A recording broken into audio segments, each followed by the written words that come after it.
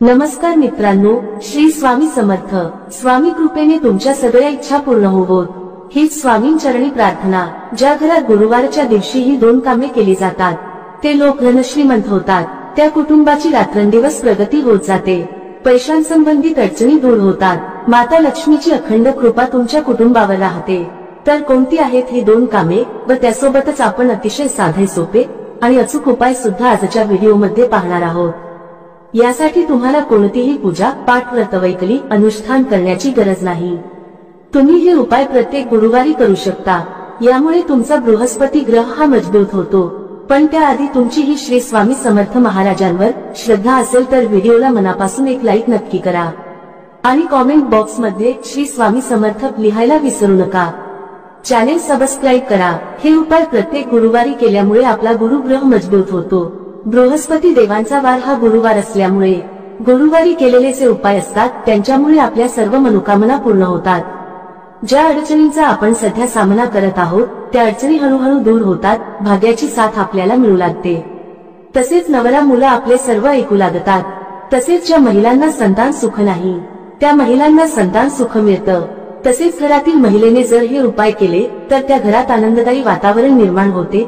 घरात सुख समृद्धी निर्माण होते. एक यातील पहिला उपाय म्हणजे यासाठी तुम्हाला एक वाटीभर तांदूळ घ्यायचे आहेत आणि या वाटीभर तांदूळामध्ये तुम्हाला थोडेसे पाणी आणि थोडीशी हळद टाकून हे तांदूळ पिवळे करून घ्यायचे आहेत. आणि हे वाटीभर तांदूळ तुम्हाला तुमच्या घराच्या आसपास किंवा घराजवळ जिथे पक्षी येतात किंवा तुमच्या गॅलरीमध्ये किंवा घराच्या छतावरती तुम्हाला हे वाटीभर तांदूळ पक्ष्यांसाठी ठेवायचे आहेत. गुरुवारी सकाळी तुम्हाला हा उपाय करायचा आहे. यामुळे काय होतं तर जे पक्षी असतात तर ते पक्षी पिवळे तांदूळ खातात. आपल्याकडून नकळतपणे गुरुवारच्या दिवशी अन्नदान हे होत राहत. त्यामुळे आपल्या कुंडीतील गुरुग्रह हा मजबूत होतो. गुरुग्रह बृहस्पती देव आपल्यावरती प्रसन्न होतात आणि यामुळे आपल्या आयुष्यात आपल्या जीवनात ज्या काही समस्या आहेत त्या आपल्याला हळूहळू कमी होताना दिसू लागतात.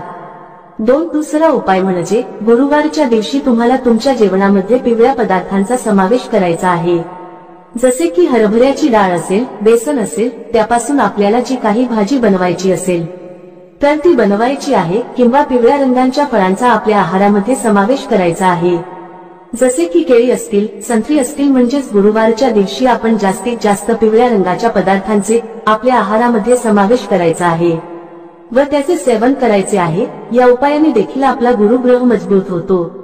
तसेच गुरुवारच्या दिवशी जर तुम्हाला शक्य झाले तर पिवळ्या रंगाचे वस्त्र देखील परिधान तुम्ही करू शकता.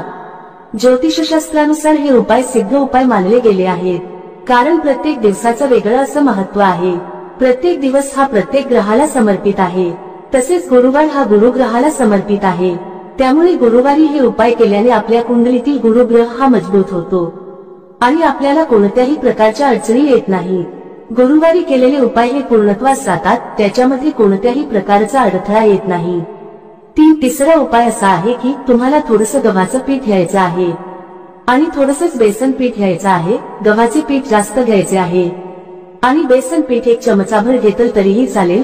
त्याच्यामध्ये थोडीशी हळद मिक्स करून याचे पीठ तुम्हाला मळून घ्यायचे आहे आणि याचा एक गोळा बनवून घ्यायचा आहे आणि त्याच्यामध्ये तुम्हाला थोडासा गूळ आणि हरभऱ्याची डाळीचे मिश्रण म्हणजे आपण जशी पुरणपोळी बनवतो त्या पद्धतीने तुम्हाला हा गोळा बनवायचा आहे आणि हा गोळा तुम्हाला गायला खाऊ घालायचा आहे. यामुळे आपल्याला गोमातेचा आशीर्वाद मिळतो. तुम्हाला तर माहितीच आहे की गोमातेच्या शरीरात 33 कोटी देवांचा वास असतो. त्यामुळे गुरुवारी जर तुम्ही असे पीठ गायला खाऊ घातले तर त्याचे खूपच असे पुण्यफळ आपल्याला प्राप्त होते. हळूहळू आपली प्रगती होत जाते आणि हे आपल्या लक्षात सुद्धा येत नाही की आपल्या आता चांगले बदल घडू लागले आहेत. तसेच ज्यांचा विवाह होण्यास अडथळा निर्माण होत आहे त्यांचा या उपायाने लवकरात लवकर विवाह होण्यास मदत होईल. विवाह योग लवकर जुळून येईल. चौथा उपाय असा आहे की गुरुवारच्या दिवशी तुम्हाला आंघोळीच्या पाण्यामध्ये चिमूटभर हळद टाकायची आहे आणि या पाण्याने तुम्हाला आंघोळ करायची आहे. तसेच घरातील ज्या ज्येष्ठ व्यक्ती आहेत किंवा तुम्ही ज्यांना गुरु मानता त्यांना तुम्हाला गुरुवारच्या दिवशी आवर्जून नमस्कार करायचा आहे. त्यांचे आशीर्वाद तुम्हाला घ्यायचे आहेत. यामुळे तुमच्या कुंडलीतील गुरुग्रह मजबूत होतो. तसेच घरातील महिलेने गुरुवारच्या दिवशी आपले केस कधीही धुवू नयेत. गुरुवारच्या दिवशी केस धुतल्याने आपला गुरुग्रह हा कमकुवत होतो. त्यामुळे गुरुवारच्या दिवशी केस कधीही धुवू नयेत.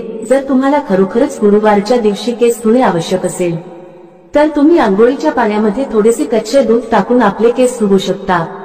पाचवा उपाय असा आहे की गुरुवारच्या दिवशी तुम्हाला एका तांब्याच्या कलशामध्ये पाणी घेऊन त्यामध्ये तुम्हाला थोडेसे कच्चे दूध मिक्स करून तसेच त्यामध्ये थोडीशी चिमूटभर हळद देखील टाकायची आहे आणि हे पाणी तुम्हाला तुळशीला अर्पण करायचे आहे। यामुळे भगवान विष्णू आणि माता लक्ष्मी तुमच्यावरती प्रसन्न होतील आणि भगवान विष्णू आणि माता लक्ष्मीचा आशीर्वाद तुमच्यावरती कायम राहील। तसेच गुरुवारच्या दिवशी तुम्ही सूर्याला जेव्हा अर्घ्य देता तेव्हा त्या पाण्यामध्ये तुम्हाला थोडासा गुळ आणि थोडीशी हळद मिक्स करून या पाण्याने तुम्हाला सूर्यदेवाला अर्घ्य द्यायचा आहे। यामुळे सूर्यदेव देखील तुमच्यावरती प्रसन्न होतील आणि तुम्हाला चांगले आरोग्य देखील प्राप्त होईल। तसेच गुरुवारच्या दिवशी तुम्हाला केळीच्या झाडाची पूजा देखील करायची आहे। जर तुमच्या घरामध्ये किंवा घराच्या आसपास केळीचे झाड असेल तर गुरुवारच्या दिवशी तुम्हाला केळीच्या झाडाची पूजा नक्की करायची आहे, कारण केळीच्या झाडांमध्ये भगवान विष्णूंचा वास असतो आणि जिथे भगवान विष्णू असतात तिथे माता लक्ष्मी असतेच। तसेच गुरुवारच्या दिवशी तुम्हाला केळीच्या झाडाला थोडी हळद मिक्स करून असे पाणी अर्पण करायचे आहे। यामुळे सुद्धा भगवान विष्णू आणि माता लक्ष्मी प्रसन्न होतात आणि त्यांचा आशीर्वाद आपल्यावरती कायम राहतो। घरात सुखद समृद्धी राहते आणि ज्या काही अडचणी असतात त्या अडचणी हळूहळू कमी व्हायला सुरुवात होते।